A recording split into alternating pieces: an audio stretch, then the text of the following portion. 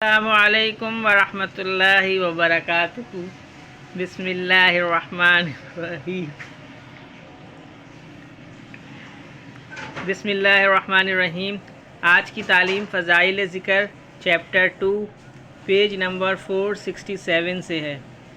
حضرت ابو ہریرہ رضی اللہ تعالیٰ عنہ نے ایک مرتبہ حضور اقدس صلی اللہ علیہ وسلم سے دریافت کیا کہ آپ کی شفاعت کا سبب آپ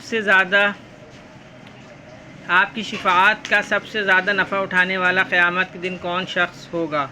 حضور صلی اللہ علیہ وسلم نے ارشاد فرمایا کہ مجھے احادیث پر تمہاری حرص دیکھ کر یہی گمان تھا کہ اس بات کو تم سے پہلے کوئی دوسرا شخص نہ پوچھے گا۔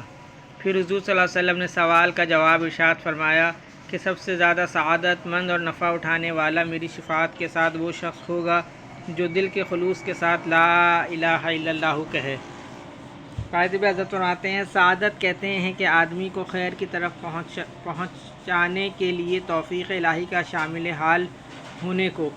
اب اخلاص سے کلمہ طیبہ پڑھنے والے کا سب سے زیادہ مستحق شفاعت ہونے کے دو مطلب ہو سکتے ہیں۔ ایک تو یہ کہ اس حدیث سے وہ شخص مراد ہے جو اخلاص سے مسلمان ہو اور کوئی نیک عمل بجز کلمہ طیبہ پڑھنے کے اس کے پاس نہ ہو۔ اس صورت میں ظاہر ہے کہ سب سے زیادہ سعادت اس کو شفاعت ہی سے حاصل ہو سکتی ہے کہ اپنے پاس تو کوئی عمل نہیں ہے۔ اس مطلب کے موافق یہ حدیث ان احادیث کے قریب ہوگی جن میں ارشاد ہے کہ میری شفاعت میری امت کے کبیرہ گناہ والوں کے لیے ہے کہ وہ اپنے اعمال کی وجہ سے جہنم میں ڈالے جائیں گے، لیکن کلمہ طیبہ کی برکت سے حضور صلی اللہ علیہ وسلم کی شفاعت ان کو نصیب ہوگی۔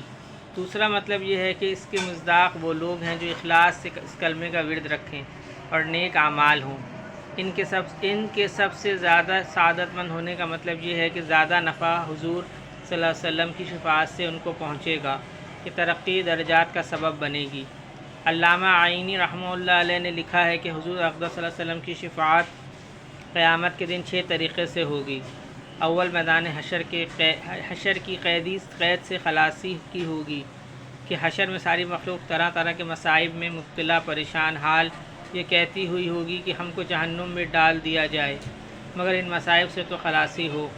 اس وقت جلیل القدر انبیاء علیہ السلام کی خدمت میں یکے بعد دیگرے حاضری ہوگی کہ آپ ہی اللہ کے یہاں سفارش فرمائیں، مگر کسی کو جرت نہ ہوگی کہ سفارش فرما سکیں۔ بالآخر حضور صلی اللہ علیہ وسلم شفاعت فرمائیں گے اور یہ شفاعت تمام عالم، تمام مخلوق، جن و انس، مسلم کافر سب کے حق میں ہوگی اور سب ہی اس سے متنفع ہوں گے۔ احادیث قیامت میں اس کا مفصل قصہ مذکور ہے۔ دوسری شفاعت بعض کفار کے حق میں تخفیف عذاب کی ہوگی، جیسے ابو طالب کے بارے میں صحیح حدیث میں وارد ہوا ہے۔ تیسری شفاعت بعض مومنوں کو جہنم سے نکالنے کے بارے میں ہوگی جو اس میں داخل ہو چکے ہیں۔ چوتھی شفاعت بعض مومن جو اپنی بدعمالیوں کی وجہ سے جہنم میں داخل ہونے کے مستحق ہو چکے ہیں، ان کی جہنم سے معافی اور جہنم میں نہ داخل ہونے کے بارے میں ہوگی۔ پانچویں شفاعت بعض مومنین کے بغیر حساب کتاب جنت میں داخل ہونے میں ہوگی اور چھٹی شفاعت مومنین کے درجات بلند ہونے میں ہوگی۔ بس بھائیو دوستوں، جو کچھ پڑھا اور سنا گیا، اللہ تعالیٰ ان سب باتوں کو پڑھنے اور سننے سے زیادہ عمل کرنے کی توفیق نصیب فرما دے اور ان تمام باتوں کو دوسروں تک پہنچانے والا بنا دے۔ اللہ پاک نے یہ نبیوں والا کام میری، آپ کی اور تمام عالم کے تمام مسلمانوں کی ذمہ داری لگائی ہے۔ خود بھی ان سب باتوں کو سیکھیں، عمل کریں اور دوسروں کو بھی اس کی دعوت دیں۔ اللہ پاک ہم سب کو ان تمام باتوں پہ عمل کرنے کی توفیق نصیب فرمائے۔